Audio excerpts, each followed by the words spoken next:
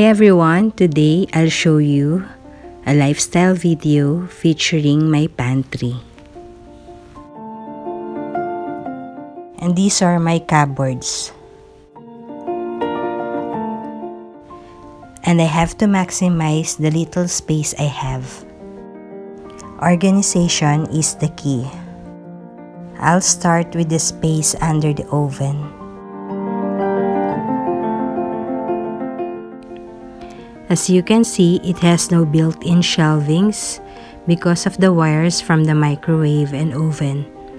So I placed these two inexpensive shelvings from SNR. This one even has pull-out drawers for my tetra and foil packs.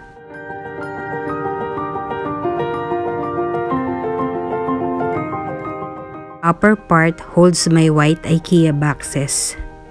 To the side, I have my cans. If it is placed horizontally, it means I have a lot. To prevent from rolling, I just added clips. The rack will hold more if placed horizontally.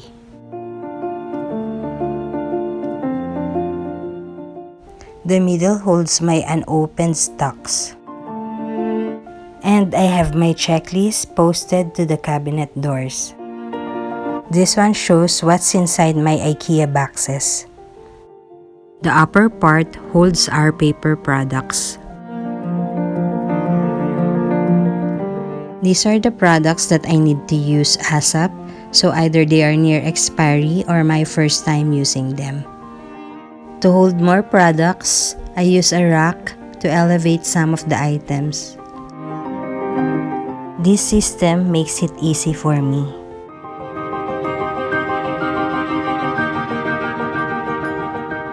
The next rack holds my bottles for my pasta. To maximize dead space on this upper portion of my canned goods, I added these IKEA pull-out plastic drawers.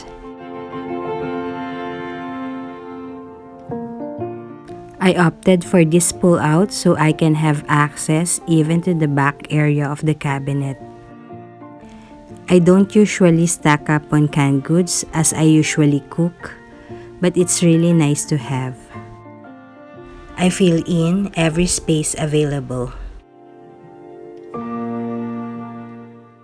The lower portion holds a small rice bin, but I usually keep my noodles inside.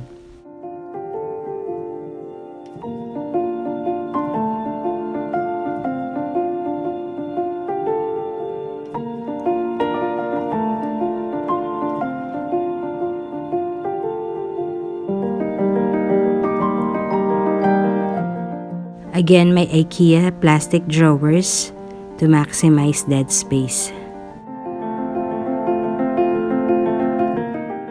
Again, I made use of my cabinet doors.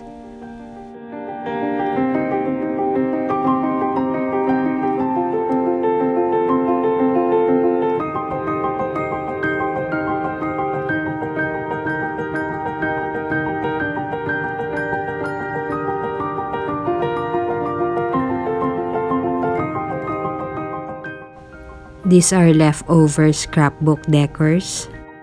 And this frame do more of what makes you happy, and that is cooking and baking. Then these are Daiso tile stickers.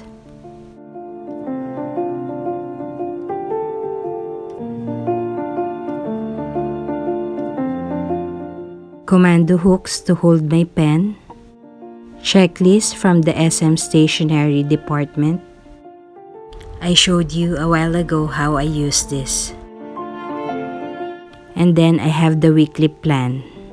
And this is for my menu, especially during the holidays and special occasions. These are spice labels, but I also use this as my spice checklist. And as you can see, I have most of them. And I really do use them.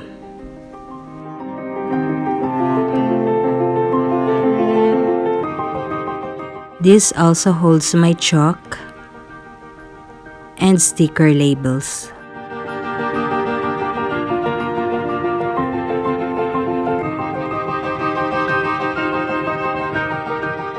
To the upper right side of my cabinet, I grouped together my creamers and my sweeteners.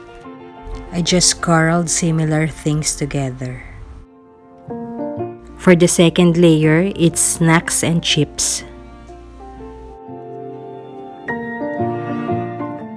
Again, white IKEA boxes, but this time, the tops are clear so you can see what's inside.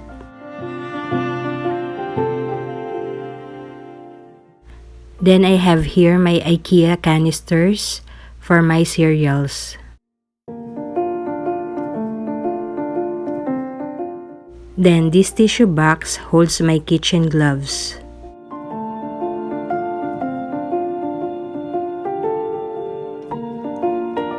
Again, another clear top IKEA box. And then this one from Miniso is a cute contraption for toothpicks. And then from Japan Home Center, these are cylindrical glass bottles.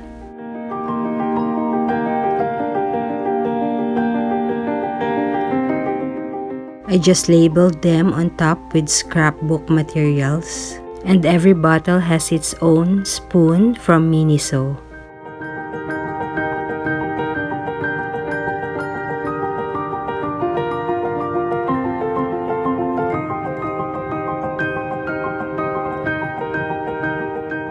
I have the same system for the lower rack, but I use this less often. To keep up with the theme of black and white, stainless and wood, I have here my wooden spoon.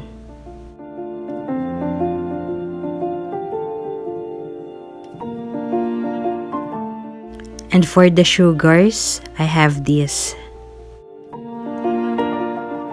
Down below are my baking supplies. And as you can see, I haven't yet refilled. Again, I can pull this out so I can have access to the back.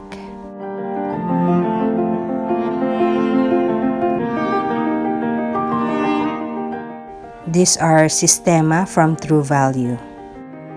These are airtight containers.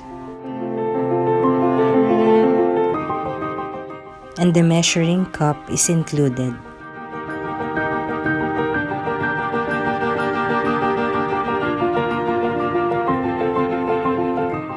To the side of my refrigerator, I keep this. My timer, notepads, and whiteboard. Also from Daiso. This notepad is for my recipes that I have been testing. And this whiteboard holds the list of what's inside my refrigerator. On the whiteboard, I write instructions if need be. I think this is so Filipino, having so many condiments. And I have mine placed on a lazy Susan just to see everything. Then at the back, those that I rarely used. And this acrylic corrals my tubes, sachets, and small bottles. And now for the spices. I do buy big bottles if I use them frequently. And I have this small Lazy Susan from SM just to keep my small bottles together. Then on my counter, I have this spice rack from Landers. As you can see, some of them are empty and some are halfway through.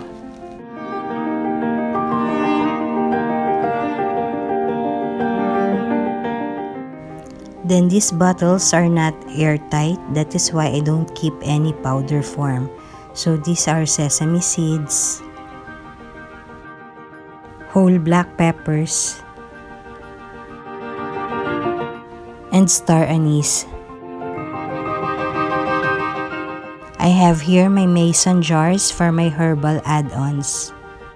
My Himalayan salt is here as well.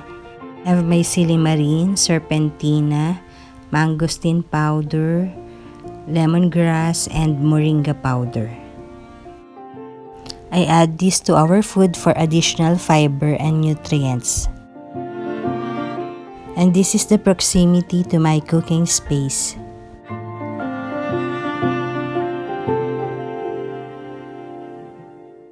And this is the OCD in me.